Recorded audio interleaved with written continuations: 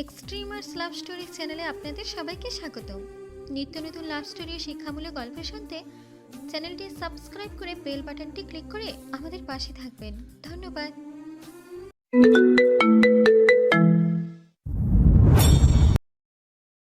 বান্দরবান সেনানিবাস যেই এরিয়াভুক্ত সেই এরিয়া বা এলাকাটাকে ক্যান্টনমেন্ট হিসেবে অভিহিত করা হয়। সরকারি ও সরকারি গেজেটে প্রজ্ঞাপন ধারা কোনো এক বা একাধিক এলাকাকে যেখানে সশস্ত্র বাহিনীর কোনো অংশ অবস্থান করে, যাহা উত্তরূপ এলাকার পার্শ্ববর্তী সন্নিহিত স্থান উত্তরূপ বাহিনীর ব্যবহারের জন্য সেই এলাকাটিকে ক্যান্টনমেন্ট এলাকা হিসেবে ঘোষণা করা হয়। এই এলাকার প্রতিটি ক্ষেত্রে আলাদা আলাদা আইন প্রণয়ন করা থাকে সরকার কর্তৃক। এখানে আলাদা নিজস্ব সিটি কর্পোরেশন, পৌরসভা রয়েছে, যা আইন কিংবা ওই সশস্ত্র বাহিনীর দ্বারা পরিচালিত হয়। বান্দরবানের এই ক্যান্টনমেন্ট বিশাল একটা এলাকা জুড়ে। এখানে অবস্থানরত সকলকে আইনি নিয়ম শৃঙ্খলার মধ্যে থাকতে হয়। আর এই বিশাল ক্যান্টনমেন্টের এরিয়া কমান্ডার ও এক্সিকিউটিভ অফিসার হল মেজর ওয়ালিউল্লাহ। সেনাবাহিনীর একজন জ্যেষ্ঠ সামরিক অফিসার, বর্তমানে ক্যান্টনমেন্টের একজন ক্ষমতাধর অফিসার বলে গণ্য করা হয়। পুরো ক্যান্টনমেন্টের সকলে তার কথার প্রেক্ষিতে চলতে বাধ্য। চাকরির শেষ পর্যায়ে নিজেকে গুটিয়ে নিলেও নিজের সততা, দেশের প্রতি অনুরাগকে দমিয়ে রাখতে পারে না সে। ট্রাই-7-এর জন্য গঠিত সিক্রেট তদন্ত কমিটির জন্য মেজর ওয়ালিউল্লাহর সমর্থন তাদের গতিবিধি আরও দ্বিগুণ করে তুলতে সক্ষম। তাই মেজর ওয়ালিউল্লাহর সমর্থন মেজর দর্পণের জন্য সুসংবাদ বহন করে।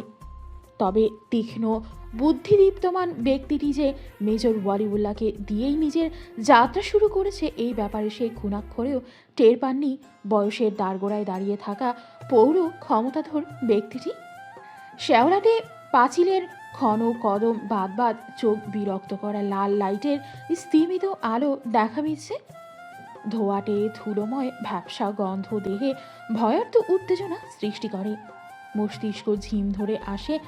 এ যেন অশনির দিকে ধাবিত হচ্ছে, যেখান থেকে মৃত্যু ব্যতীত নেই কোনো নিস্তার। একবার ঢুকলে শ্বাস প্রশ্বাসের গতি বাড়ে জীবনের অনিশ্চয়তা। এমন একটি ভয়ঙ্কর বিদঘুটে জায়গা হল সেনানিবাসে অভ্যন্তরে থাকা কারাগার, যেটি অর্ধ বৃত্তের আড়ালে তিমিরে ডুবে আছে। ত্রস্ত পায়ে বড় বড় কদম ফেলে সুরঙ্গের মতো সরু পথ বেয়ে চলেছে। চারখানা ধাতব শিকের গেট পেরিয়ে অন্ধকারে আচ্ছন্ন এক বিশালাকার দালানের ভেতর ঢুকলো দর্পণ। পাছে এক সৈন্য এসে তার শরীর থেকে খাকি পোশাকটি খুলে ফেলল, কোমরের বেল্ট খুলল। খাকি প্যান্টের ওপর সেটে আছে ফুল গ্রেন লেদারের বুটজোড়া হাঁটু অবধি। গাত্রে তখন শুধুমাত্র একটা কালো গেঞ্জি, যেটি মাংসল পেশিগুলোতে আটসাট হয়ে লেগে আছে। সাজারু কাটার মতো চুলগুলোর ফাঁক বেয়ে শ্বেত জল বেয়ে পড়ছে। কারাগারের এই খানটায় কোনো বৈদ্যুতিক পাখা নেই, তাই মিনিট যেতেই ব্যক্তিটি দেহের লোমকূপ নোনা জল ছেড়ে দিয়েছে।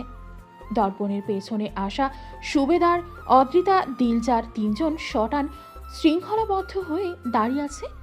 এই তিনজনও তদন্ত কমিটির সদস্য।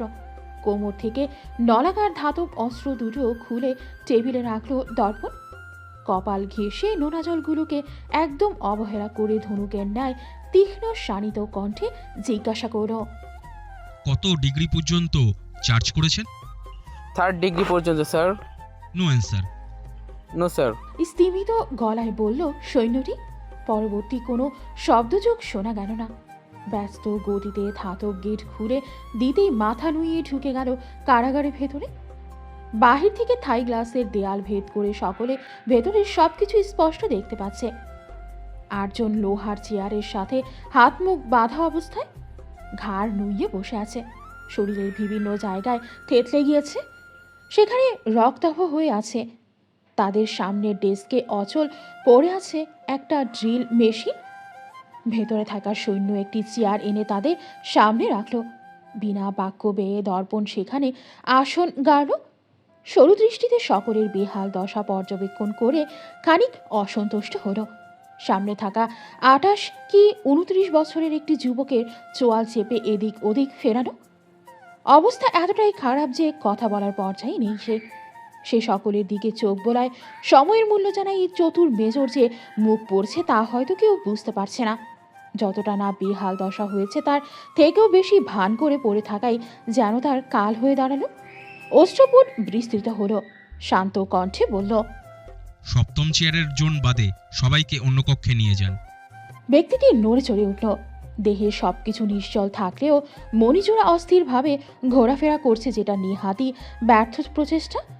দর্পণ সোজাসুজি তার সামনে বসল, বিচক্ষণ কণ্ঠে শুধায়, সারাদিন ড্রাগস নিয়ে মাতাল হয়ে পড়ে থাকে, সপ্তাহ বাদ কোন মোটা অঙ্কের কাজ পেলে হিংস্র হয়ে ওঠে, উল্লাসের শরীরের সকল উন্মাদনা নিয়ে কাজ করে, পরে সপ্তাহে জিরিয়ে খাওয়ার জন্য। এমন মামুলি হাত সাফাইয়ের কাজে পারদর্শী ওই 7 জন। কাজটি কে করেছে, কেন করেছে, এইসব দেখনা ভাবনা তাদের নয়।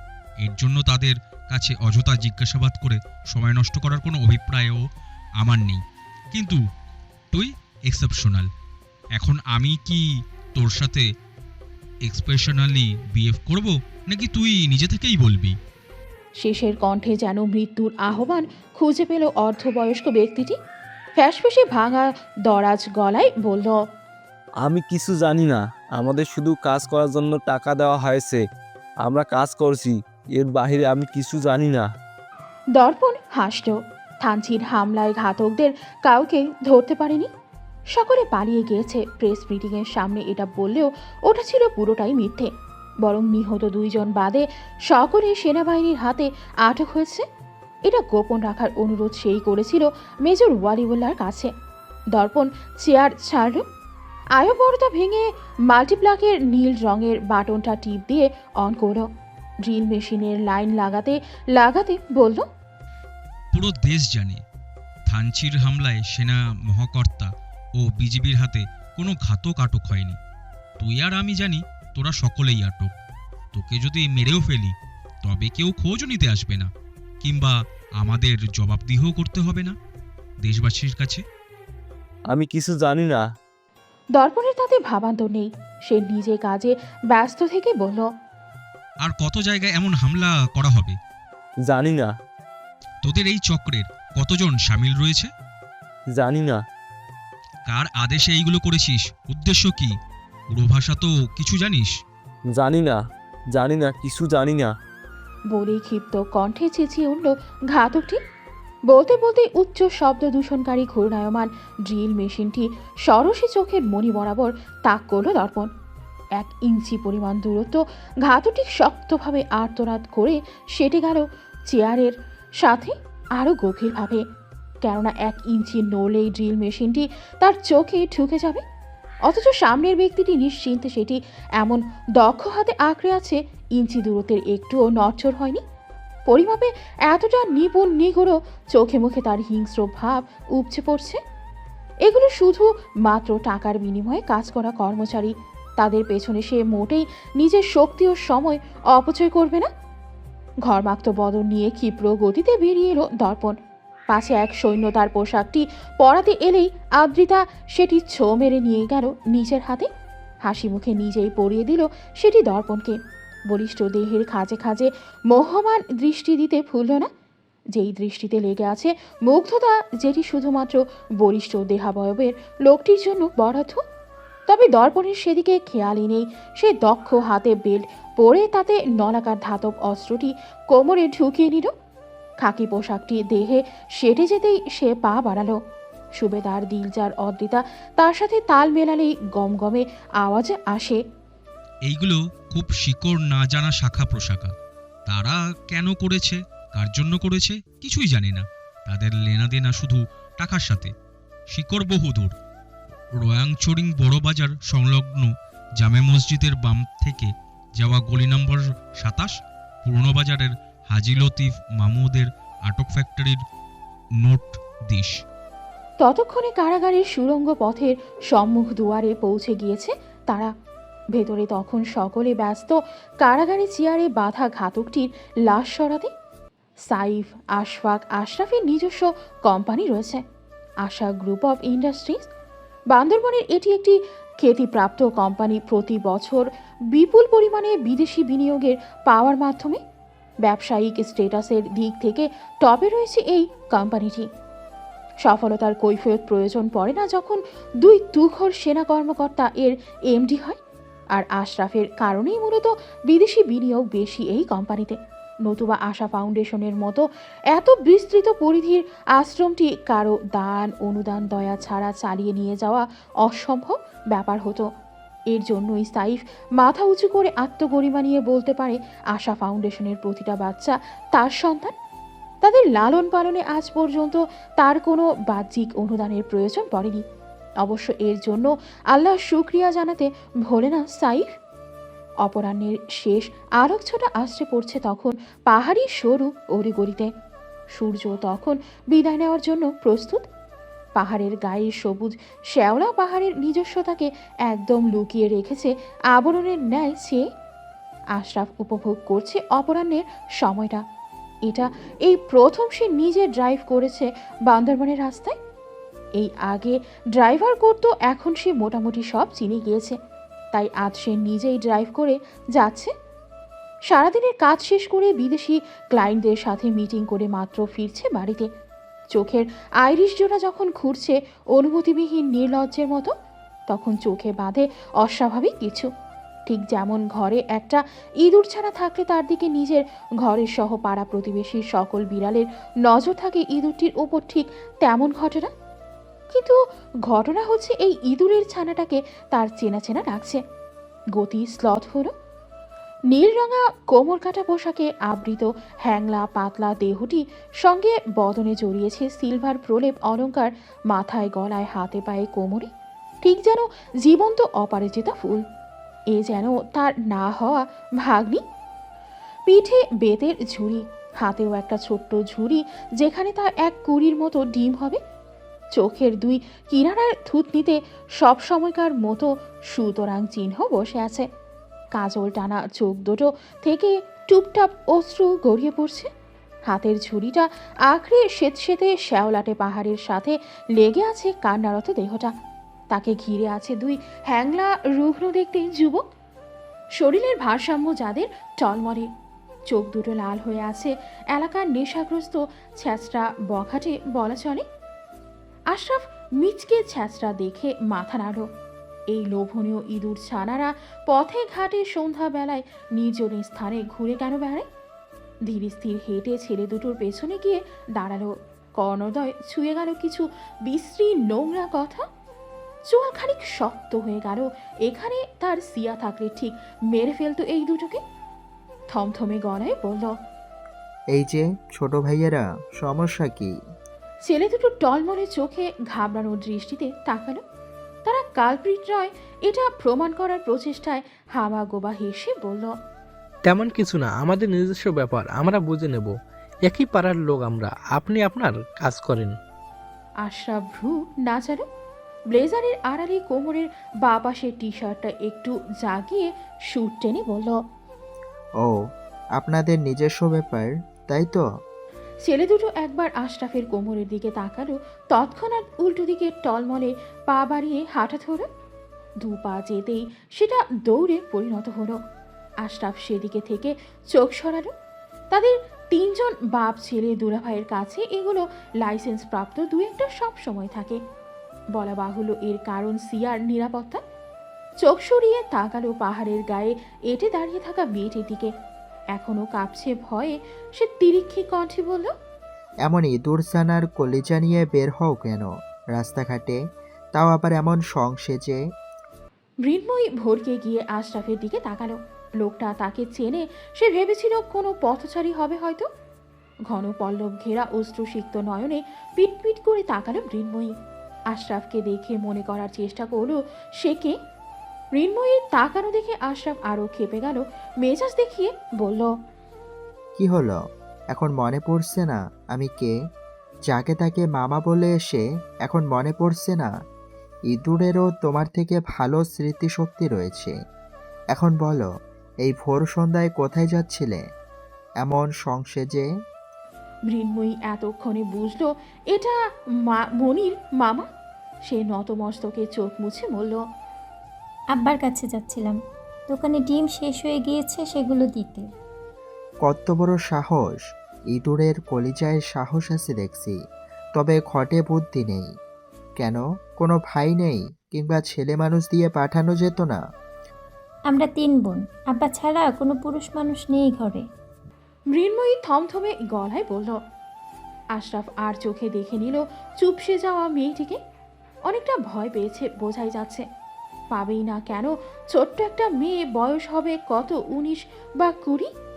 চাপা তপ্তশ্বাস বের করে বলল, কোথায় তোমার বাবার দোকান বলো, আমি পৌঁছে দিচ্ছি। ধন্যবাদ, দরকার নেই, আমি একাই পারবো যেতে। মৃন্ময়ী ইতস্তত গলায় বলল। আশরাফের মেজাজ চটে গেল। চিবিয়ে চিবিয়ে বলল, চুপচাপ গাড়িতে উঠে বসো, নয়তো এক্ষুনি ওই মাতাল দুটোর হাতে তুলে দিয়ে আসবো। আর বাক্য ব্যয়ের প্রয়োজনীয়তা পড়েনি। কলের পুতুলের মতো গিয়ে গাড়ির সামনে দাঁড়ালো সে। দুবার দরজা ধরে টানলো, কিন্তু খুলল না গাড়ির দরজাটা। মৃন্ময়ীকে দাঁড়িয়ে থাকতে দেখে আশরাফ ভ্রু কুঁচকে বলল, কি হলো, উঠছো না কেন?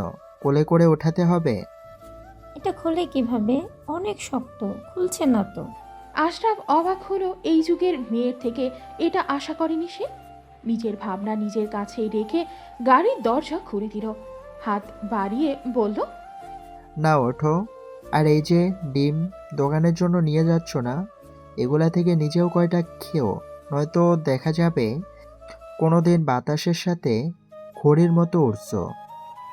উজানি পাড়ার মারমা বাজারে বেশ রমরমা ভিড়ে মুখরিত হয়ে আছে বংডং মুন্ডি হাউস।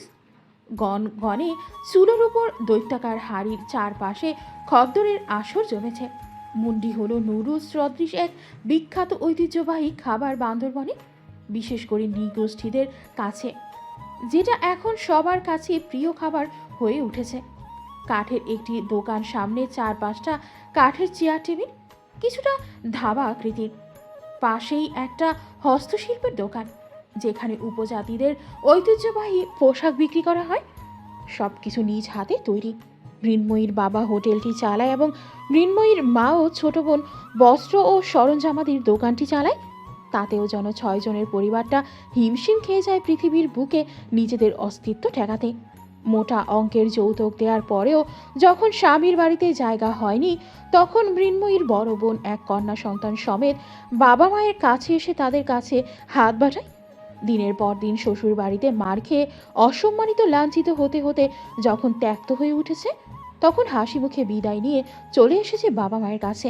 পুরুষের পদতলে মৃতের মতো বেঁচে থাকার চেয়ে নিজের পায়ে আত্মসম্মানের সহিত দারিদ্র জীবনযাপন করাও তার কাছে উত্তম পন্থা মনে হয়েছে। সেই থেকে বাবা মায়ের সাথে রয়েছে সে। এর জন্য বাবা মায়ের পুরো সাহায্য পেয়েছে সে। মা বাবা নামক মানুষ দুটো কখনো এটা বুঝতে দেয়নি তারা বাড়তি বোঝা, বরং মেয়ের ইচ্ছাকে সম্মান করেছে। মৃন্ময়ও আগে মায়ের সাথে দোকানে থাকতো, কিন্তু কিছু কুরুচিপূর্ণ খদ্দরের পাল্লায় পড়ে তার এখানে আসা বন্ধ হয়। গাড়ি থামিয়ে চারপাশ অবলোকন করলো আশরাফ। ঘাড় ঘুরিয়ে একবার কাচুমাচু করে বসে থাকা মেয়েটির দিকে তাকিয়ে দরজা খুলে দিল। দরজা খুলে দিতেই মেয়েটি যেন প্রাণ ফিরে পেল। সাথে সাথে হুড়হুড় করে নেমে পড়ল গাড়ি থেকে। পেছন ফিরে একবারও তাকায়নি, এমনকি সৌজন্যমূলক একটা ধন্যবাদও দেয়নি। এতে যেন পেছনে রেখে যাওয়া আধবুড়ো সুদর্শন পুরুষটির গায়ে লাগলো। ওই নেংটি ইঁদুর ছানার কত বড় কলিজা তার মতো উপকারী বিড়ালকে কিভাবে অসম্মান করে গেল। ফুঁসিয়ে উঠে সেদিকে গরম চোখে তাকালো। মুহূর্তে ধুলো উড়িয়ে শাসা করে গাড়িটি নিজ গন্তব্যে ছুটল। গাড়িটি যেতে মৃন্ময়ী সেদিকে ঘাড় ঘুরিয়ে তাকালো। লোকটা কেমন যেন খ্যাচড়া, শুধু শুধু ম্যাচেস দেখায়। সোফায় হাঁটু গুটিয়ে বসা সিয়াসা ফ্যাচ ফ্যাচ করে কাঁদছে আর নাক টানছে। সামনে পড়ে আছে এক ঝাঁক ব্যবহৃত টিস্যু। মিনি ঠোঁটে সেলাই করে শটান হয়ে দাঁড়িয়ে আছে সোফার পেছনে। ডাইনিং টেবিলে বসা আশফাক আহমেদ, আশরাফ আর সাইফ প্রতিক্রিয়াহীন মুখের সামনে মেলে ধরে আছে তেলে চুপচোপা পুড়ে কালো হয়ে যাওয়া পরোটা। প্লেটে রয়েছে মূলা ভাজি। সকাল সকাল এমন কুখাদ্য জুটবে জানলে তারা আজ বাসায় খেতই না, বাহিরে যেত। তবুও এমন শাস্তি দেওয়ার মানে কি? আশরাফ মুখ বিকৃত করে একবার ভাগ্নি আর একবার নিজের প্লেটের খাবার দেখছে। ভাগ্নির রাগের সাথে আগে থেকে পরিচিত থাকলেও এই অভিজ্ঞতা নতুন। ভাগ্নি তার রাগলে এই শাস্তি দেয় এটা সে জানতো না। সাইফ ভ্রুকুটি এক করে আশরাফের দিকে তাকালো। ঘরে মূলা কে কিনেছে? হ্যাঁ, আমি কিনি নাই দুলা ভাই। সাইফ শিকারি চোখে শ্বশুরের দিকে তাকালো। আশফাক থতমত খেয়ে গেল সাইফের দৃষ্টি দেখে। গম্ভীর গলায় বলল, মূলা খাওয়া ভালো, শরীরের জন্য সব কিছুর প্রয়োজন আছে। আশফাক আহমেদের বলতে দেরি আছে, সাইফ আশরাফের তাদের প্লেট এগিয়ে দিতে দেরি নেই। আশফাক আহমেদের দিকে সমস্বরে বলল, প্লিজ এটাকে শরীরের প্রয়োজনীয়তা মেটান, নিজে কিনেছেন, নিজে খান। আশফাক আহমেদ ইতি উতি করতে শুরু করলো মূলা ভাজির দিকে তাকিয়ে। আতপোড়া মরিচে লাল হয়ে আছে, এখন পর্যন্ত মুখে দেয়নি, তবুও নিশ্চিত লবণে তেতো হয়ে আছে। তাদের গিন্নি রেগে থাকলে শাস্তিস্বরূপ এটাই করে তাদের সাথে। তাদের ঘরের কেউ মূলা খায় না, এটা সে জানে, এমনকি সে নিজেও মূলা খায় না। তবুও সেদিন সুপার শপে দেখলো তাজা তাজা লাল লাল মূলা উঠেছে। মূলাগুলোর বাহ্যিক রূপ আর সতেজতা দেখে তার কিনতে মন চাইল, তাই কিনে নিয়েছে। খাওয়া না খাওয়া পরের ব্যাপার, কিন্তু সেটা যে এভাবে তাদের উপর শাস্তি হয়ে আপতিত হবে এটা সে ভাবতে পারেনি। এড়ানোর উপায় নেই, তবুও শেষ চেষ্টা করার কোনো বিকল্প নেই। গলায় জোর এনে গমগমের স্বরে বলল, কেন আমি একা খাবো কেন? তোমরাও খাবে। আমার গিন্নি কত সকাল সকাল উঠে রান্না করেছে তো তোমাদের খাওয়ানোর জন্যই। সেখানে আমার গিন্নিকে তোমরা অপমান করছো, এই আমি একটুও বরদাস্ত করব না। আমার গিন্নি রান্না করেছে, সকলে চুপচাপ খেয়ে উঠবে, নয়তো আমি সকলকে দেখে নিব। তাই বুঝি? তবে নিজে এখনো মুখে তুলছেন না কেন? ভয় করছে বুঝি? হ্যাঁ, সাইফ আশরাফ খলবলিয়ে উঠে সমস্বরে বলল। তিন পুরুষের এমন কথোপকথনে সিয়ার রাগ যেন আরও তরতর করে বেড়ে গেল। কান্নারত গলায় চেঁচিয়ে উঠে বলল, কি করেছো কি জীবনে তোমরা? কোনো অ্যাচিভমেন্ট আছে তোমাদের? সারা দিন শুধু পারো একজন আরেকজনের পিছনে লাগতে। তিন বুড়ো ঘরে বসে বসে আমার মাথা খাও শুধু। একা একা জীবন কাটানো যায় বলো তো?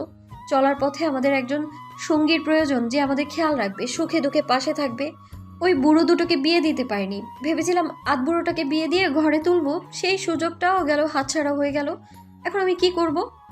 সিয়াসার আহাজারিতে ড্রয়িং রুমে ঝাঁঝা করে উঠল। কপালে কয়েকটা ভাঁজ নিয়ে আশরাফ বিরক্তি দৃষ্টি নিক্ষেপ করলো সিয়ার দিকে। সকাল সকাল কোন দুধওয়ালা এসে তার মেয়ের বিয়ের নিমন্ত্রণ দিয়ে গিয়েছে, সেই থেকে শুরু হয়েছে এমন আহাজারি। কোন দুধওয়ালার মেয়ের বিয়ে ঠিক হয়েছে তাতে তাদের কি দোষ? সেই রেশ ধরে তাদের এমন কুখাদ্য খাওয়ানোর কোনো মানে হয়? সে বিরক্তি নিয়ে সাইফকে জিজ্ঞাসা করল, এই দোলা ভাই, দুতলা মেয়ের বিয়ে ঠিক হয়েছে, তাতে আমাদের দোষ কোথায়? সাইফ হতাশার নিঃশ্বাস ফেলল। মেয়ের দিকে চোখ রেখে চেয়ারে গা এলিয়ে বলল, দোষ আমাদের না, দোষ আমার মেয়ের অবুঝ মনের। আশ্রমে যেই লোক দুধ দেয় তার মেজ মেয়ে মিন্ময়ীর বিবাহ ঠিক হয়েছে, কিন্তু আমার মেয়ে মিন্ময়ীকে তোমার বউ করার চিন্তা ভাবনা করছিল, যেটা বাস্তবায়ন হওয়ার আগেই ভেঙে গিয়েছে। তাই আমার মেয়ের মন খারাপ হয়ে গিয়েছে। আশরাফের মুখে তখন বিস্ময়রা লুটিপুটি খাচ্ছে। ওই ইঁদুর ছানা নাকি তার বউ হবে? সে বিস্মিত কণ্ঠে বলল, কি, ওই ইঁদুর ছানা তো এতটুকু, ফু দিলেই উড়ে যাবে। আমার মতো হুলো বেড়ালের সাথে ওই ন্যাংটি ইঁদুর, সি কি বাজে কম্বিনেশন। সিয়া ডাক্তারি পড়তে পড়তে নিজের চয়েস খুইয়ে ফেলেছে। আশরাফ তার শাহাদাত আঙুল পরিমাণ নির্দেশ করে বলল। সাইফ কপাল কুঁচকে বলল, বয়স তো কম হলো না, এখনো বিয়ে করছো না কেন? বলি সমস্যা কোথায়? হ্যাঁ, তুমি আমি আব্বু একসাথে বিয়ে করব, তাই। আর আমাদের কন্যাদানও না, থুক্কু, বরদানও করবে সিয়া। ভালো হবে না বলো? আশরাফের কথায় আশফাক আহমেদ সাথে সাথে রাগে দৃষ্টি নিক্ষেপ করলেন ছেলের দিকে। আশরাফ লাজুক হাসল। Two bad. সাইফ ব্যঙ্গাত্মক কণ্ঠে বলল।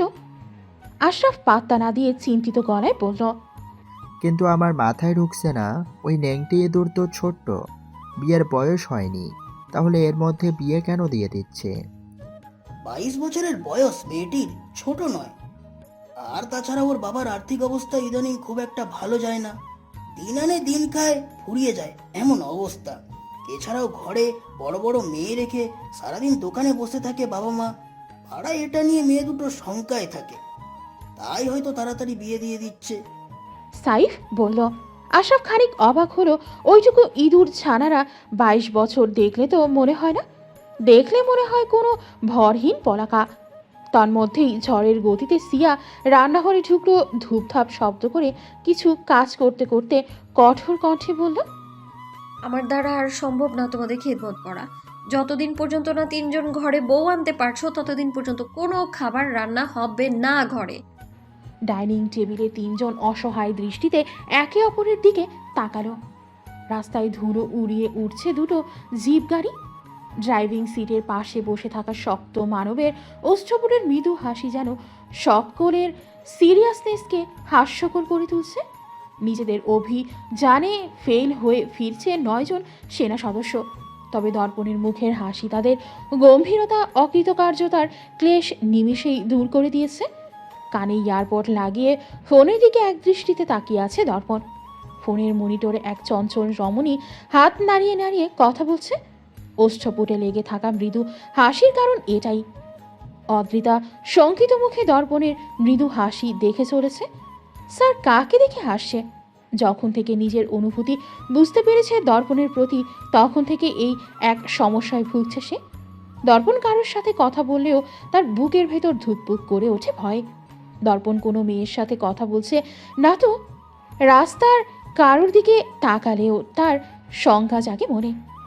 সেখানে এখন মোবাইলে কিছু দেখে হাসছে, এতে যেন তার আরও অসহ্য লাগছে।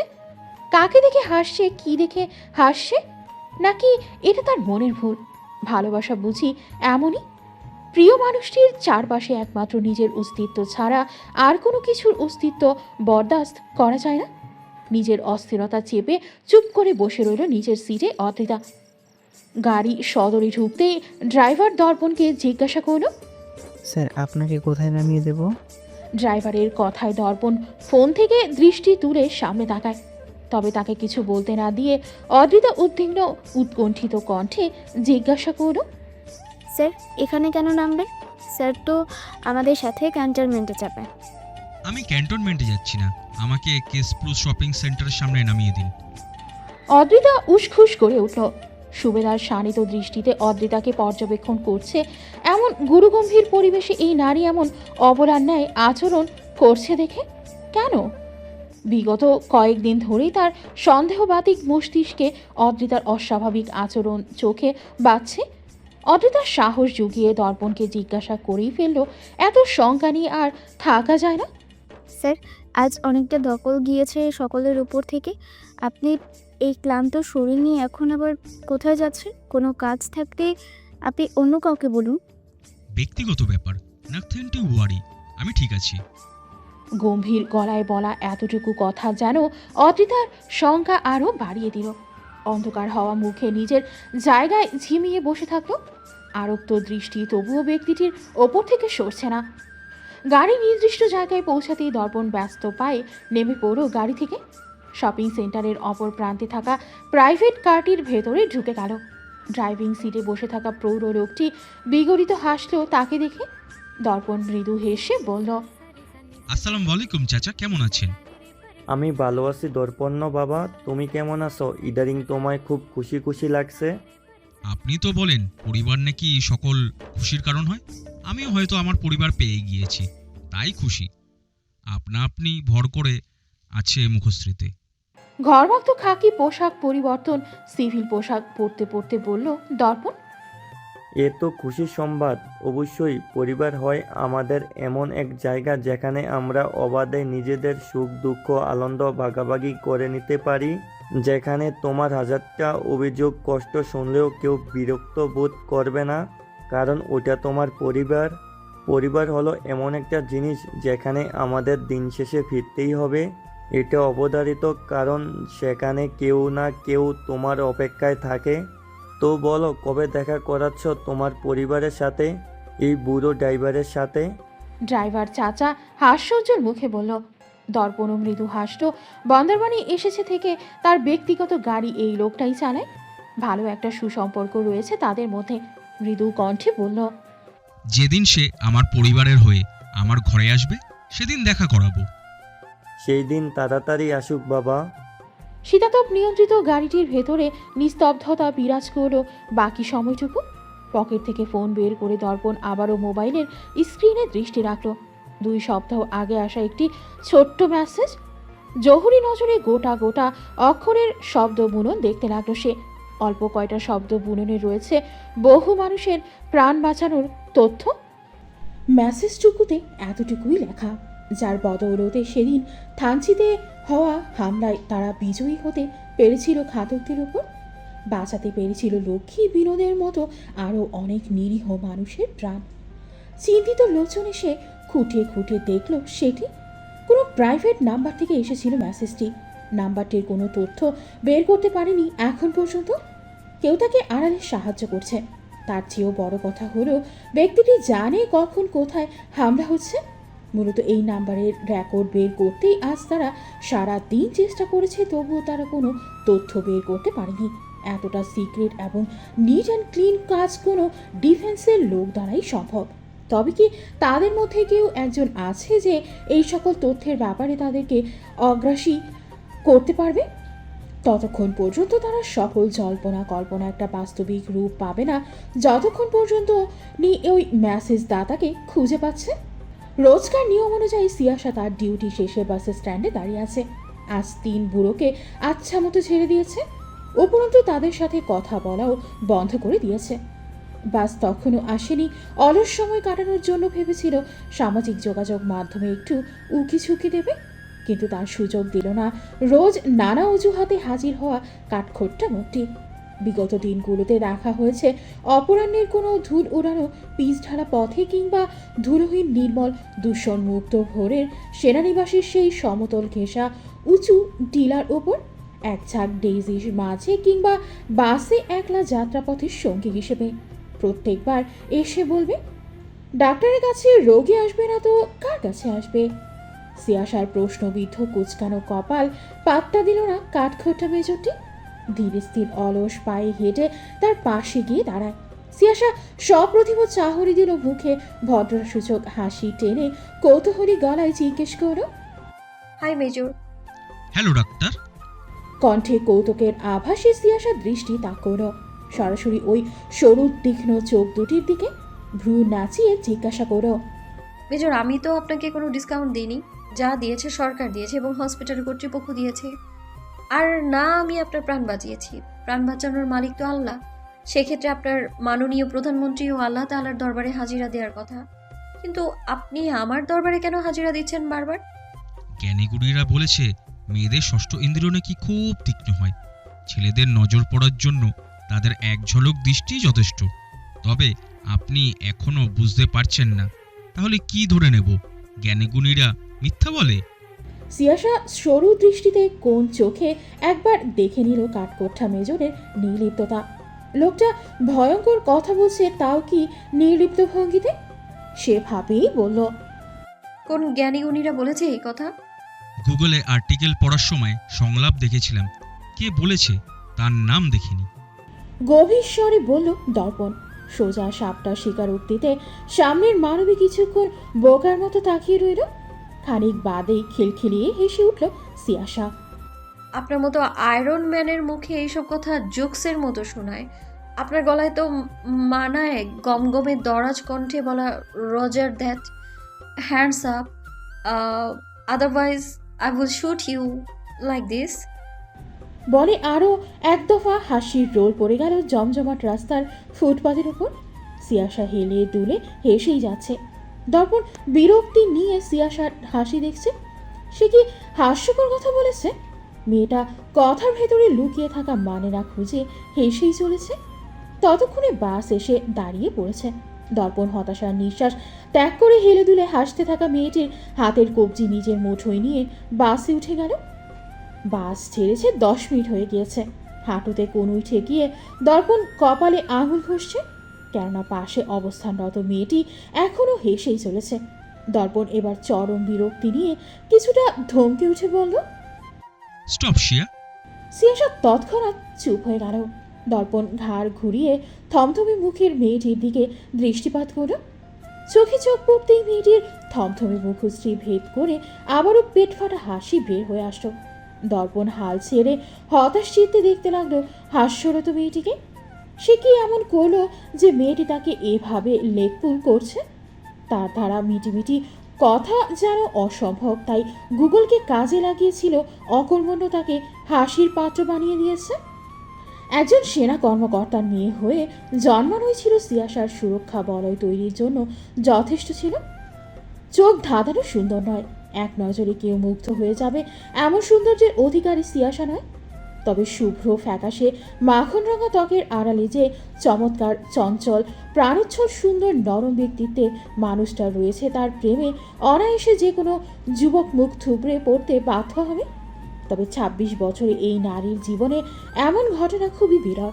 মেজর সাইফের মেয়ের দিকে কেউ চোখ তুলে তাকানোর সাহস করতো না। ঢাকা মেডিকেল পড়াকালীন সময় একবার এমন দুঃসাহস করেছিল একজন, সেটাও সিয়াসার কাজ অবধি পৌঁছানোর আগেই শর্ট আউট করে দিয়েছিল আশফাক আহমেদ। হঠাৎ করেই জীবনে প্রথমবার কারোর অনুভূতি বুঝতে পেরে চঞ্চল দেহটা কেমন নুইয়ে এলো, ইতস্ততা অস্থিরতা লাজে। তাই দর্পণের কথার মানে বুঝতে পেরেও সে নিজের অভিব্যক্তি লুকাচ্ছে, বুঝেও না বোঝার ভান ধরে বসে আছে।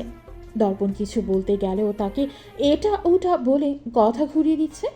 দর্পণ চুপ করে দেখছে অস্বাভাবিকভাবে চুপ করে যাওয়া চঞ্চল হাসি খুশি মেয়েটাকে। মেয়েটির হঠাৎ করে এমন চুপ করে গেল কেন? সন্দিগ্ধ গলায় জিজ্ঞেস করো, তুমি কি ভয় পাচ্ছ শিয়া? সিয়াসা খানিক চমকে উঠল কাঠখোট্টা মেজরের এহেন সম্বোধনে। নিজের অস্থিরতা চেপে মৃদু অবাকের সুরে বলল, মেজর, আপনি কি খুব তাড়াতাড়ি প্রমোশন নিয়ে নিচ্ছেন না? মানে সরাসরি তুমিতে চলে এসেছেন? 30টা বছর পার করে ফেললাম শিয়া, তারপর গিয়ে দেখা মিলল জীবন সঙ্গিনীর। এখন যদি আপনিতেই আটকে থাকি তবে ওগো শুনছো, কবে পরিণত হবে? আর পাপা ডাকি বা কবে শুনবো? তাই তাড়াতাড়ি প্রমোশন নেওয়ার ট্রাই করছি, যেন কাঠখোট্টা মেজর উপাধি থেকে বেরিয়ে রোমান্টিক মেজরের উপাধি পেতে পারি। কাটকাট কণ্ঠে বলা কথাটুকুতে যেন সামনের মানবীর চোখ বৃহৎ আকার ধারণ করল। বড় বড় চোখ করে বলল, এত তাড়াতাড়ি কারো চরিত্র স্থূলন কিভাবে ঘটতে পারে? দর্পণের চোখে মুখেও এবার খানিক অবাকের রেশ দেখা গেল।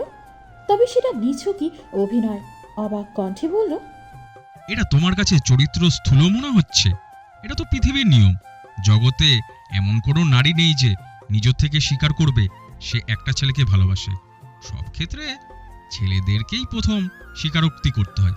তাতে যদি ব্যক্তি চরম একঘেয়ে গম্ভীর ভবঘুরেও হয়, তার ক্ষেত্রে একটি নিয়ম প্রযোজ্য। এর জন্য যদি নিজস্ব চারিত্রিক বলয়ের বাইরে এসে নিজেকে অন্যভাবে বহিঃপ্রকাশ করতে হয়, তাতে এটাকে চরিত্রর স্থূলন বলা অনুচিত হবে। বরং এটা হচ্ছে অভিযোজন ক্ষমতা, যেটা সব পুরুষের মধ্যে নিহিত রয়েছে। না থাকলে তারা বউ পাবে না। আপনি ভালো জ্ঞান দিতে পারেন। সেনাবাহিনীতে যোগদান না করে আপনার লেকচারার হিসেবে যোগদান করা উচিত ছিল। ধন্যবাদ। কোনো এক সময় এই অভিজ্ঞতার সদ্ব্যবহার করব, ক্যান্টনমেন্টের টিচিং সার্ভিস দিয়ে। সিয়াসা আর চোখে দেখতে লাগলো গম্ভীর মুখে রসিকতা করা ব্যক্তিটাকে। ঠিক সেই মুহূর্তেই দর্পণ তার দৃষ্টি ঘুরিয়ে চোখ রাখল মেয়েটির চোখে। ব্রাউন রঙা গেঞ্জির সাথে কালো প্যান্ট, গলায় ঝোলানো মাল্টি কালারের একটা স্কার্ফ। খুব বেশি অসাধারণ কিছু না থাকলেও সে মুগ্ধ হয় বারংবার। দর্পণ ভ্রু নাচালো, শীতল কণ্ঠে জিজ্ঞাসা করল, আমি এখনো তার উত্তর পাইনি। আপনি কিছু জিজ্ঞেসই করেননি, উত্তর পাবেন কি করে? লাজে আরক্ত মুখটি জানালার দিকে তাক করে বলল সিয়াসা। ঘন ভ্রু যুগল খানিক বেঁকে গেল দর্পণে। নারী এক অসম্ভব সুন্দর ছলনাময়ী মনের ভাব বুঝতে পেরেও তার কণ্ঠ নিঃসৃত শব্দের বুনন চাই। বুক ভরা শ্বাস নিয়ে ফোনের হোম স্ক্রিন অন করল। দৃষ্টিবদ্ধ হতেই সেটি আবারও বন্ধ করে কমান্ডারের মতো কমান্ড করে বলল, বৃহস্পতিবার সকাল 4:45 ক্যান্টনমেন্টের শেষ সীমান্তে বরাবর থাকবে। সিয়াসা প্রশ্নবিদ্ধ গলায় জিজ্ঞাসা করল। দর্পণ আবারও রিপিট করল। ততক্ষণে বাস তাদের গন্তব্যে চলে এসেছে। অনধিকার চর্চা সত্ত্বেও প্রত্যেকবার সর্বোচ্চ অধিকার নিয়ে কড়া পোড়া হাতটি মেয়েটির নরম হাতটি নিজের মুঠোবন্দি করে রাখে। বাস থেকে সকলে তাড়াহুড়ো করে নামছে। সিয়াশা এক দৃষ্টিতে তাকিয়ে আছে দায়িত্ববান গম্ভীর মুখাভঙ্গি লোকটির দিকে। এক হাত দিয়ে কবজি আঁকড়ে ধরে আছে, আরেক হাতে ছিমছাম গরনের মেয়েটির চারপাশে বলয়ের তৈরি করে আছে, যেন কারোর স্পর্শ না লাগে মেয়েরই দেহাবয়বে। সর্বোচ্চ সুরক্ষা দিয়ে বাসের ভিড় ঠেলে নেমে হাঁটা শুরু করে ক্যান্টনমেন্টের গলির দিকে। সিয়াশা মুচকি হাসল নিজের হাতের দিকে তাকিয়ে। তার কাছে সব রয়েছে, টাকা, বাড়ি, ক্ষমতা, ভালোবাসা। বাকি জীবনটুকুতে যদি তার চাওয়া পাওয়া বলতে কিছু থাকে সেটা হলো একজন যত্নবান দায়িত্ববান জীবনসঙ্গী। আনএক্সপেক্টেডলি সেটা সে পেয়ে গেছে। লাল আভায় চেয়ে গেল লম্বাটে মুখ জুড়ে। লম্বা লম্বা পায়ে হাঁটতে থাকা ব্যক্তির পাশ ঘেঁষে নিজেও আঁকড়ে ধরল দু হাত দিয়ে দর্পণের হাতটা। নিজের হাত জুড়ে মেয়েটির স্পর্শে অষ্টপুরের মৃদু হাসি ফুটে উঠল। মুঠোয় থাকা হাতে জোর খাটিয়ে নিজের আরও কাছে টেনে আনল। ক্যান্টনমেন্ট এরিয়াতে থাকে না কোনো ভিড়, বাজে আড্ডা কিংবা দোকানপাট। সবসময় আইনের আওতায় থাকা এই জায়গাটুকু যেন পাপ, অপরাধ, দূষণ মুক্ত। রাস্তার দুই একজন মানুষ হাঁটাচলা করছে, যারা পেশাগত স্বভাবগত দিক দিয়েই ভদ্রলোক। পাছে কি চলছে এটা দেখা তাদের বিষয় না। দুই দিকে দৃষ্টিপাত করে দুজনে নীরবে হাঁটছে, অথচ দুজনের মুখেই লেগে আছে মৃদু হাসি। শব্দের আদান প্রদান না হলেও মনের আদান প্রদান যে অনেক আগেই হয়ে গিয়েছে।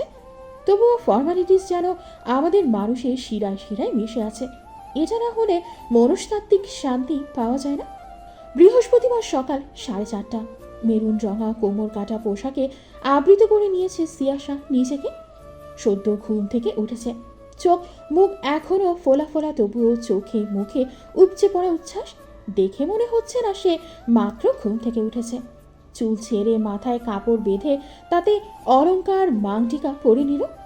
এন্টিকের গহনা গায়ে জড়িয়ে ঠোঁটে হালকা বেরি লিপ বাম লাগিয়ে নিল। মিনি সন্দিহান ঘুমো ঘুমো চোখে দেখছে সিয়াশাকে। টিনেজে অবস্থানরত এই মেয়েটির কেন জানি মনে হচ্ছে তার আফায় প্রেমে পড়েছে। ইদানিং আফায় হুদাই খালি মিটি মিটি হাসে, বারবার ফোনের দিকে তাকায়। 11টা বাজতেই বারান্দায় উকি ঝুঁকি মারে। নিজেদের মধ্যে কোনো জড়তাও মুখে কোনো বেরিবাদ না থাকায় সে প্রশ্ন করেই ফেলল, আফা, আপনি কি প্রেমে পড়ছেন? সিয়াশা চমকালো না কিংবা ভয় পেল না এমন প্রশ্নে। সে প্রেম করছে শুনলে তার পরিবারের সদস্যরা তাকে মারধর করবে, ঘরে আটকে রাখবে, মোবাইল ছিনিয়ে নেবে, এ যেন হাস্যকর ব্যাপার। বরং সকলে খুশি হবে। তবে বেশ অবাক হয়েছে মিনির মুখে এই কথা শুনে। সে প্রেমে পড়েছে এটা তো কাউকে বলেনি, তবে বুঝল কি করে? তার মুখে কি লেখা রয়েছে সে ভ্রু নাচিয়ে জিজ্ঞাসা করল, তোর এমনটা কেন মনে হলো? প্রেমে পড়লে মানুষ এমন করে, আমি শুনছি আমার এক বান্ধবীর মুখে। সিয়াশা গম্ভীর মুখে কিছুক্ষণ তাকিয়ে রইল। কিছুক্ষণ বাদেই চমৎকার হেসে চঞ্চল কণ্ঠে বলল, তোর বান্ধবী তো একজন মনোবিজ্ঞানী রে মিনি, তাকে তো পুরস্কার দেওয়া উচিত। সে ঠিক বলেছে। তাইলে আপনি সত্যি সত্যি প্রেমে পড়ছেন? হুম। সিয়াশা আরেকবার নিজেকে পর্যবেক্ষণ করতে করতে বলল, প্রিয়জনের জন্য শাস্তিও এত আনন্দ কেন? মিনি উচ্ছ্বাসিত হয়ে উঠল। তার ঘুম উবে গিয়েছে। সে চটপটে কণ্ঠে বলল, কেডা আফা, কেডা? কোন বড় ডাক্তার? এখন বলবো না। কেন? সিয়াশা মুচকি হেসে মিনির চুল এলোমেলো করে দিয়ে বলল, দেখা করাবো তোর সাথে, খুশি? মেলা খুশি আফা, আপনি কি বলো? এখন বলতো আমার সুন্দর লাগছে? পরিল্লাহান। তোর ভাষা আর ঠিক হবে না, তাই না মিনি? সিয়াশা হতাশ কণ্ঠে বলল। মিনি চুপসে গেল, মিনমিনে গলায় বলল, আর এমন হবে না আপা। তুই এসেছিস থেকে এই কথা শুনছি। আমি আসছি, এখন দেরি হয়ে যাচ্ছে। 3 বুড়োকে বলবি আমি ঘর ছেড়ে বেরিয়ে গিয়েছি। যতক্ষণ পর্যন্ত না বিয়ে করব আমি ফিরবো না। আচ্ছা। ক্যান্টনমেন্টের শেষ সীমান্তে আসতেই দেখা মিলল একটা কালো রঙের গাড়ি, যার ড্রাইভিং সিটে কোনোই ঠেকিয়ে থুতনিতে হাত ঠেকিয়ে বসে আছে কালো শার্টে আবৃত সুঠাম দেহের অধিকারী এক পুরুষ। সিয়ার ব্যক্তিগত পুরুষ। সে লাজুক হেসে গাড়ির অপর পাশে কাচের টোকা দিল। সাথে সাথেই দরজা খুলে গেল। পুরুষটি বিমুগ্ধ অবলোকন করল মেয়েটির সাজ। আজকের সাজটা তার জন্য এ যেন বলার অবকাশ রাখে না। জীবনের এই নিঃসঙ্গ একলা যাত্রাপথে প্রথম কেউ তার জন্য সেজেছে, এর পরিবর্তে সে কি দেবে? তার জীবনটা চাইলেও হয়তো সে কৃপণতা করবে না। মৃদু হেসে হাত বাড়িয়ে দিল। হাত বাড়িয়ে দেওয়াটাও অপ্রয়োজনীয়, হাত ধরাটাও অপ্রয়োজনীয়। তবুও পুরুষটির হাত বাড়িয়ে দিয়েছে, মেয়েটিও হাতটি আঁকড়ে ধরেছে, অথচ পুরোটাই অপ্রয়োজনীয়। কিন্তু আপনি কি জানেন, ভালোবাসার প্রয়োজন থাকতে নেই অপ্রয়োজনীয় করা সব কিছু ভালোবাসার পবিত্রতা, সততা বহন করে। ভালোবাসা কেমন হয়, একটি মেয়েকে কিভাবে ভালোবাসতে হয় না জানার দর্পণ নামক এই পুরুষটিও অপ্রয়োজনীয় কাজ করতে করতেই নিজের জায়গা করে নিয়েছে রমণীটির মনে। মেয়েটিও মুগ্ধ হয়েছে প্রয়োজন ছাড়া সব কিছুতে পুরুষটির সচেতনতা, দায়িত্বপরায়ণতায়ও যত্নে। চারিদিকে শুধু আধার আধার আর আধার, তবুও মেয়েটি নির্ভয়ে পা ফেলে যাচ্ছে। সে জানেও না সে কোথায় পা দিচ্ছে, সামনে কোন বিপদ আছে কিনা এমন কোনো ভয় নেই মেয়েটির মাঝে। কারণ কেউ তাকে এক হাতে আগলে রেখেছে, যার ওপর অপ্রয়োজনীয় সে ভরসা করেছে নিজের থেকেও বেশি। দূষণমুক্ত ভোরের নির্মল মিষ্টি ঠান্ডা আবহাওয়া গায়ে শিরশির জাগাচ্ছে। খানিকটা সেটে গেল পাশেই হাঁটতে থাকা পুরুষটির দিকে। পুরুষটিও আগলে নিল। সিয়াশা চোখে কালো কাপড় বাঁধা সে কৌতূহলী গলায় জিজ্ঞাসা করল, আমরা কোথায় যাচ্ছি? গেলেই দেখতে পাবে। বলুন না। স্টপ টকিং শিয়া, খেয়াল করো কিছু শুনতে পারছো কিনা। Feel this. সিয়াশা বাধ্যগত মেয়ের মতো চুপ করে শোনার চেষ্টা করল। পায়ের মর্মর আওয়াজ নিশ্চিহ্ন হয়ে গিয়েছে। স্ক্র্যাচ করার শব্দ ভেসে আসছে। আবার পাতায় মর্মরে আওয়াজ ভেদ করে কুই কুই মুখ মুখ আওয়াজ আসছে। চিৎকারের সুরে রাটেল শব্দ ভেসে আসছে। যুবকটি তার হাত ছেড়ে দিয়েছে। সিয়াশা ভয়ার্থ হাত দিয়ে হাতড়ে কয়েকবার খুঁজল যুবকটিকে। পরিপ্রেক্ষিতে মৃদু আশ্বস্তির কণ্ঠে ভেসে আসে, আহ, হিয়ার শিয়া, ক্যান ইউ হিয়ার সামথিং? কিন্তু বুঝতে পারছি না এগুলো কিসের শব্দ। তাদের এলাকার নতুন প্রজাতি দেখে তারা ভয় পেয়ে গিয়েছে, তাই র্যাটেলসের শব্দ করছে, চিৎকার করে এলাকা রক্ষা করছে। কারা? প্রশ্নের জবাব দিল না। সে নিজ বক্তব্যে এটে রয়েছে। কুই কুই মুখ মুখ শব্দ করছে, আবার কয়েকজন বয়সের সাথে তাল মিলিয়ে বেড়ে ওঠা বুজুগরা। কেন জানো? কর্ণদয় ছুঁয়ে গেল কারো ঠোঁট। বদন হালকা কেঁপে উঠল মেয়েটি। ধিমি কণ্ঠে জিজ্ঞাসা করল, কেন? প্রশ্নটি শুনতেই যেন আরও নিবিড়ভাবে ছুঁয়ে গেল কর্ণলতি। ফিসফিসিয়ে বলল, শত বিপদ সামনে রেখেও তাদের মিলনের বড্ড তাড়া, তাই বিপদ ঘনিয়ে আসতে দেখেও তারা সঙ্গমে মত্ত হওয়ার জন্য একে অপরের আহ্বান জানায়। এইভাবে শব্দ করে, গোপন কথা জোরে বলতে নেই, তাদের বাচ্চারা শুনে ফেলবে। কাদের? এবারেও জবাব আসলো না। ক্ষণকাল বাদেই দুটো হাত মেয়েটির লম্বাটে ছিমছাম গরনের দেহটিকে পেছন থেকে আঁকড়ে ধরল। মেয়েটির পিঠ ঠেকল শক্তপোক্ত চওড়া বুকে। মেয়েটির দুই হাত নিজের দু হাতের মাঝে নিয়ে চোখের কাপড়টা খুলে ফেলল। কয়েকবার পিট পিট করে চোখ খুলতেই সিয়াশা সপ্রতিভ চাহনিতে চারিদিকে তাকালো। বিভ্রান্তিত চিত্তে এদিক ওদিক তাকাচ্ছে সে। ঘন সবুজে আচ্ছাদিত জঙ্গল, পাশে গাছে গাছে কাঠবিড়ালির হাট বসেছে যেন। সবাই কেমন করে তাদের দেখছে। দৃষ্টিতে তাদের ভয়, তারা মনে করছে শত্রুর আগমন ঘটেছে। বুকে মিশে থেকে খানিকক্ষণ চোখ মুদে নিল প্রকৃতির অমায়িক রূপ। বিস্তৃত ওষ্ঠপুট অযথায় প্রসারিত হয়ে গেল। কাঁধে রুক্ষ দাড়িযুক্ত থুতনি ঠেকতেই সিয়াশা সংকুচিত হয়ে গেল। ভোরের আলো পুরোপুরি ফোটেনি। প্রকৃতির শীতলতার সাথে পাল্লা দিয়ে ভেসে আসা ব্যক্তিটির শীতল কণ্ঠ যেন আরও গা ছমছমে। নিজের দু হাতের মাঝে নরম দু হাতটি আঁকড়ে বলল, শিয়া, পৃথিবী চিনতে শুরু করেছি থেকেই আমার চারিপাশে শুধু অজানা মানুষের আবির্ভাব। হাজারো মানুষের ভেতরেও আমি ছিলাম একা। বুঝতে শিখেছি থেকে একটা অনাথ আশ্রমে আবিষ্কার করেছি নিজেকে। কোথা থেকে এসেছি, জন্ম কবে, কোথায়, কে রেখে গিয়েছে কিছুই জানি না। শুরু থেকে হয় বেঁচে থাকার যুদ্ধ। পৃথিবী অন্ধকারের দিক থেকে নিজেকে দূরে রেখে নিজেকে গড়ে তুলি।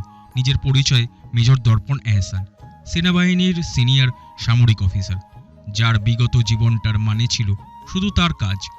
এতদিন পর্যন্ত পৃথিবীর কাছ থেকে, সৃষ্টিকর্তার কাছ থেকে আমার কোনো চাওয়া পাওয়া ছিল না, তবে এখন আছে। আমি জানি না পরিবার কেমন হয় শিয়া, পরিবার থাকার অনুভূতি কেমন। পৃথিবীর আর 5টা স্বাভাবিক মানুষের মতো এখন আমিও চাই আমার একটি পরিবার হোক, যেখানে সকলে আমরা ভালোবাসবো, আমার জন্য অপেক্ষা করবে। পুরোটা জীবন কোয়ার্টারে কাটাতে চাই না, একটা নিজের ঘর চাই, যেখানে সুন্দর একটা নেম প্লেট থাকবে, যেখানে দর্পণ এহসারের নিজের বাড়ির নির্দেশ করবে, যেখানে তার পরিবারের বসবাস করবে, যেখানে কেউ আমার জন্য অপেক্ষা করবে। আমার ফেলে যাওয়ার অধোয়া এলোমেলো বস্তুগুলো অবহেলায় পড়ে থাকবে না, কেউ যত্নগুলো করে সেইগুলো গুছিয়ে রাখবে। দিন শেষে ঘরে ফিরে প্রতিদিন বাইরের খাবার খেতে যেতে হবে না, ঘরে সকলের সাথে একসাথে ঘরোয়া খাবার খেতে পারবো। যখন কোনো সুরক্ষা কমিটির হয়ে মিশনে যেতাম, তখন আহত হলে জানানোর মতো কেউ থাকতো না।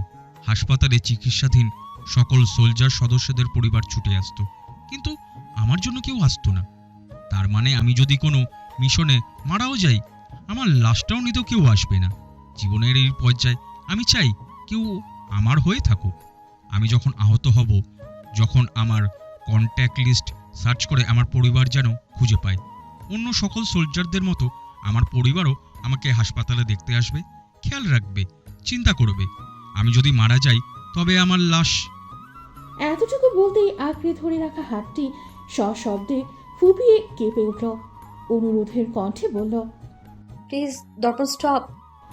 দর্পণের জড়িয়ে রাখা হাতটি শক্ত করে আঁকড়ে ধরে কান্নারত গলায় বলল সিয়াশা, No, Shia, you have to hear this. You have to be a strong woman, because all these things I want from you. দর্পণ মুচকি হেসে বলল। কিছুটা সময় নীরবতায় আচ্ছন্ন রইল। মেয়েটি তখনও ফুপিয়ে কাঁদছে। মাকে হারানোর পর থেকে আর কোনো প্রিয় মানুষকে হারানোর শক্তি তার মাঝে নেই। লোকটি যে অচিরেই তার প্রিয় মানুষ হয়ে উঠেছে, তাই তাকে হারানোর চিন্তাও সে করতে পারে না। লোকটার ভেতরে এতগুলো কষ্ট জমা, সে কি পারবে তার সকল দুঃখ কষ্ট নিরাময় করতে? নীরবতা ভেঙে আবারও সেই একই শীতল কণ্ঠ ভেসে আসত, Shia, you will be my family. ভালোবাসা তো ক্ষণিকের, ভালোবাসা রূপ বদলায়। দর্পণ ভয় পায় ভালোবাসা শব্দটির এই বদলে যাওয়া বৈশিষ্ট্য। সে চায় না তার ভালোবাসার রূপ বদলাক, বরং আজন্ম তার ভালোবাসা অটুট থাকুক ওই একটা মানুষের জন্য। ভালোবাসা ঠুনকো বলেই এই শব্দটি ব্যবহার করেনি দর্পণ, বরং গুরুত্বপূর্ণ মানুষটিকে দিয়ে দিয়েছিল গোটা দর্পণ জড়িত সবকিছু। আর একটা মানুষের থেকে সব পিছু ছুটে যেতে পারে, কিন্তু পরিবার কখনো পিছু ছুটে যেতে পারে না। তাকে তার নীড়ে ফিরতে হবে, আর নীড়ে ফিরে ওই একটি মুখই দেখতে চায় দর্পণ। সিয়াশা কান্নারত মুখশ্রীতে ঘাড় ঘুরিয়ে পেছনে দাঁড়িয়ে থাকা লৌহ মানবের দিকে তাকালো। মানবটির চোখে মুখে একরাশ চাওয়া পাওয়া লুটোপুটি খাচ্ছে। দর্পণ মৃদু হেসে চোখের পানি মুছে দিয়ে আবারও একই কথা জিজ্ঞেস করল, You will be my family? Yes, I will. ছোট্ট একটি স্বীকারোক্তি।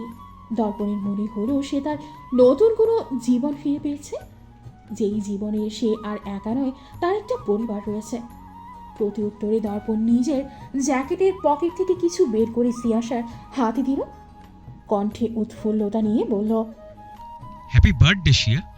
সিয়াশা অবাক পানে তাকিয়ে রইল হাতের মুঠোয় ছোট্ট সাফেদ রঙা খরগোশটির দিকে, যার গলায় একটা চাবি সহ চাবির রিং ঝুলছে।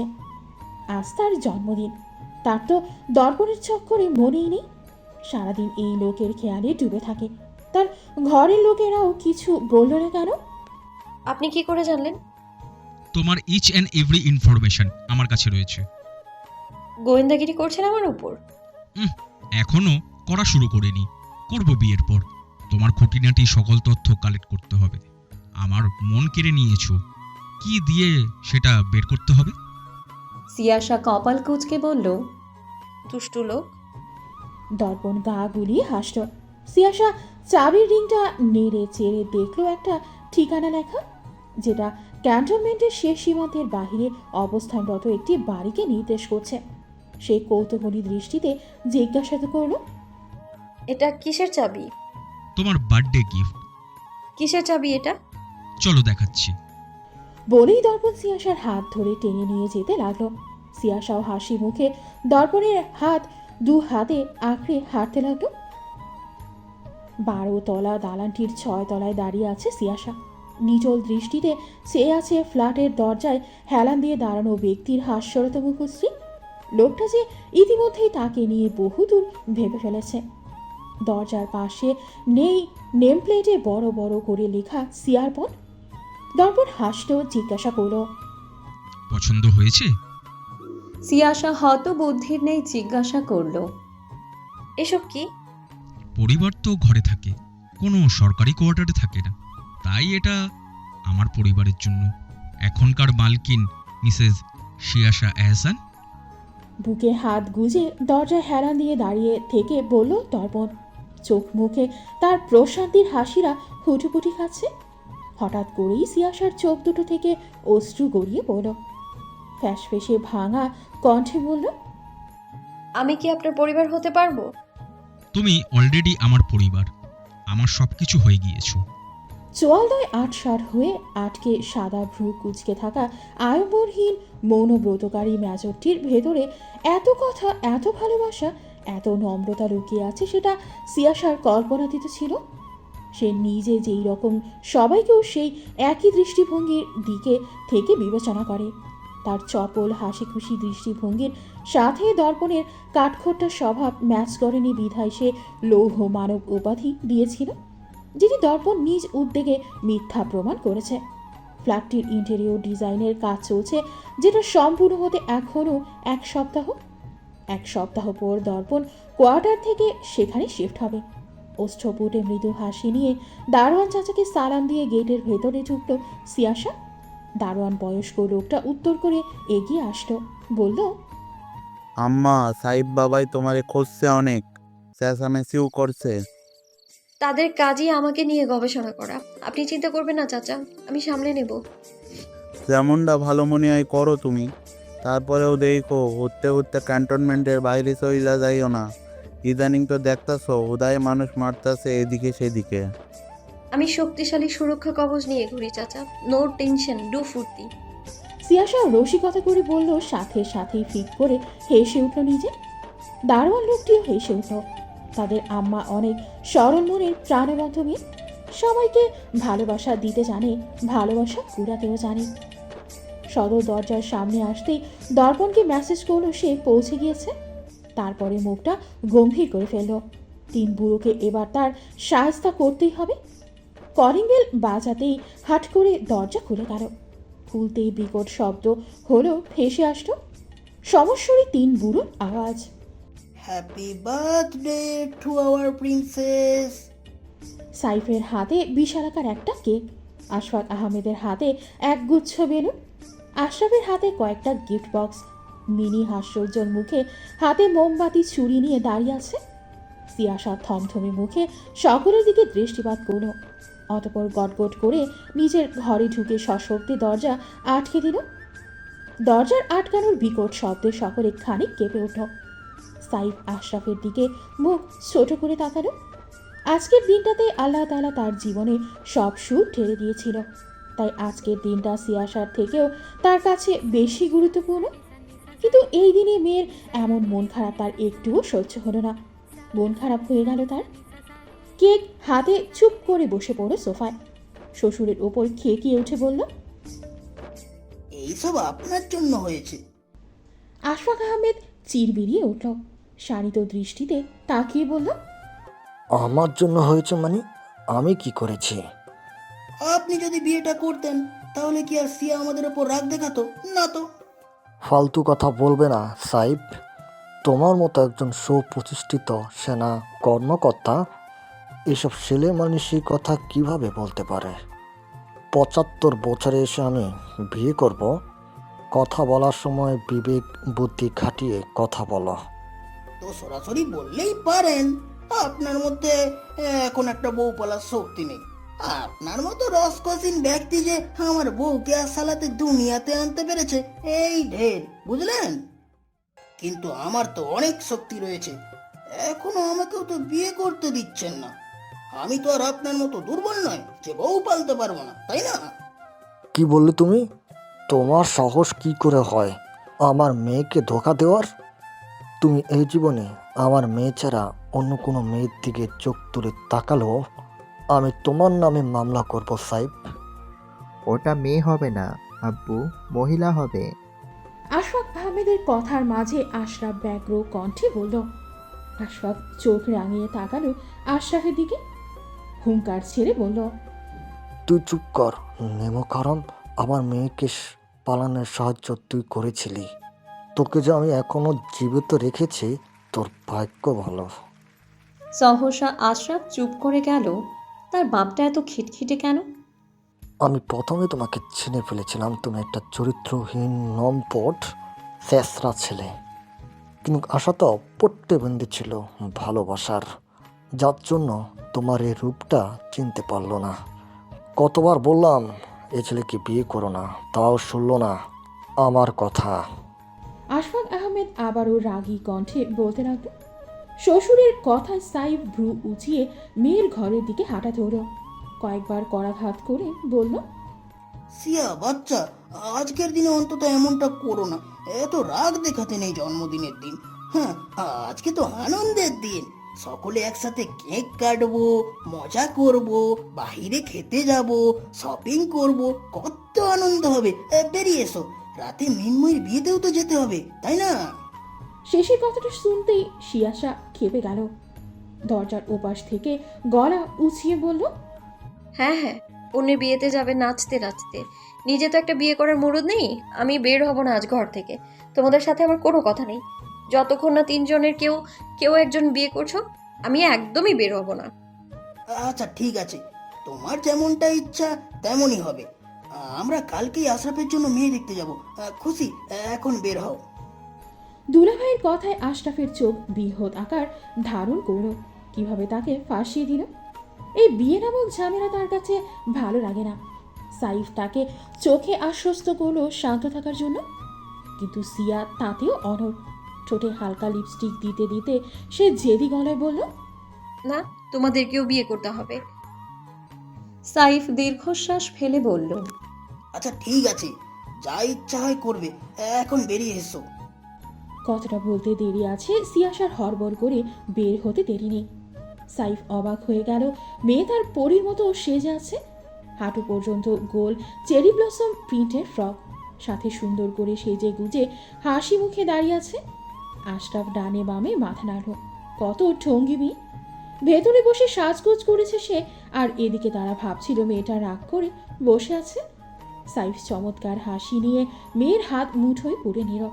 মেয়ের মাথায় স্নেহের পরশ দিয়ে বলল, আমার সিয়া কত বড় হয়ে গিয়েছে, আর কিছুদিন পরে যে শ্বশুর বাড়ি পাঠাতে হবে। আরে এসো এসো।